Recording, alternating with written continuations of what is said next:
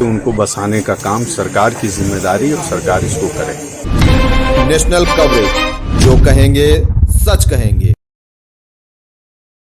हाय रे दीवारा, तेरी यही कहानी, गर्मी में आग तो बारिश में पानी।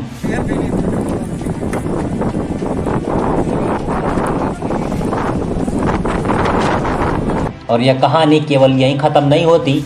शुरुआत तो तब होती है जब ऐसे हादसों के मौक़ों पर नेता और विधायक वहां पहुंचते हैं और सांत्वना देने की आड़ में दबी हुई आवाज़ में यह कहते हुए चलते बनते हैं कि यह सरकार की जिम्मेदारी है, सरकार को इस पर ध्यान देना चाहिए और इनके लिए व्यवस्था करनी चाहिए, सरकार इसको करे। उनका जिनका घर जल गया है उनको आवास आवंटित हो कि उनके आवास बन जाएं और फिर से उनको बसाने का काम सरकार की जिम्मेदारी और सरकार इसको करे। मौके पर मौजूद क्षेत्रीय विधायक ये बोल है, यह सरकार की जिम्मेदारी है, सरकार इसको करे।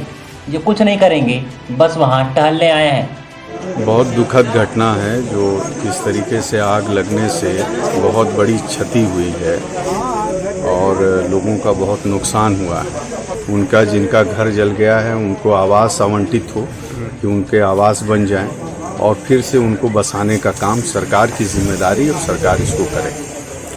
तो एक सवाल तो बनता है महोदय कि वोट लेने से पहले हर एक मौके पर आपकी जिम्मेदारी है, कई मुद्दों पर निशाना बनाकर वहां से जीतना आपकी जिम्मेदारी है, वहां से वोट पाना आपकी जिम्मेदारी है, लेकिन जब उन्हें कुछ हो जाए तो यह सरकार की जिम्मेदारी है। क्यों? खैर, विधायक जी से अगर परे हटकर इस हादसे के बारे में बात करें तो सगड़ी तहसील का देवारा क्षेत्र आज़ादी के 75 साल बाद भी अपनी बेबसी की कहानी आज भी कह रहा है। साल के 8 महीने प्राकृतिक आपदा का शिकार रहने वाला देवारा इस साल भी गर्मी के मौसम में आग की चपेट में आ गया। बता दें कि ग्राम सभा अराजी मलहपुरवा के पुरैनिया में लगी भीषण आग ने 13 परिवारों की गृहस्थी उजाड़ दी। दिनांक 24 अप्रैल 2022 लगभग दिन समय 12 बजे अज्ञात कारणों से आग लग गई और देखते ही देखते तेज हवाओं के कारण 13 परिवारों के लगभग 20 मड़ई को आग ने अपने चपेट में ले लिया।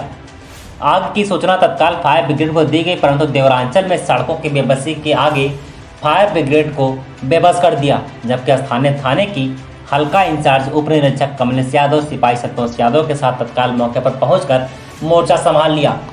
इस आगजनी में जब तक गांव वाले आग बुझाते हैं तब तक आग में करीब 6 बकरी, 5 मुर्गी, 2 मोटरसाइकिल और लगभग 1 दर्जन साइकिल और खाने पीने के सामान सहित शादी विवाह के घर में रखे लाखों रुपए के आभूषण और सामान जलकर स्वाहा हो गए। मौके पर पहुंचे नायब तहसीलदार मयंक मिश्रा ने कोटदार को बुलाया और पीड़ितों के लिए खाने पीने का प्रबंध के साथ साथ राशन देने का निर्देश दिया है और घटनास्थल पर मौजूद हल्का लेखपाल विपिन सिंह को आगजनी में हुई क्षति का रिपोर्ट तैयार करने का अति शीघ्र प्रस्तुत करने के लिए निर्देशित किया गया। जबकि मौके पर पहुंचे क्षेत्रीय विधायक नफीस अहमद ने पीड़ितों का हाल जानने आए और यह कहते हुए चलते बने कि यह सरकार की जिम्मेदारी है, सरकार को इस पर ध्यान देना चाहिए और इनके लिए व्यवस्था करनी चाहिए, सरकार इसको करे।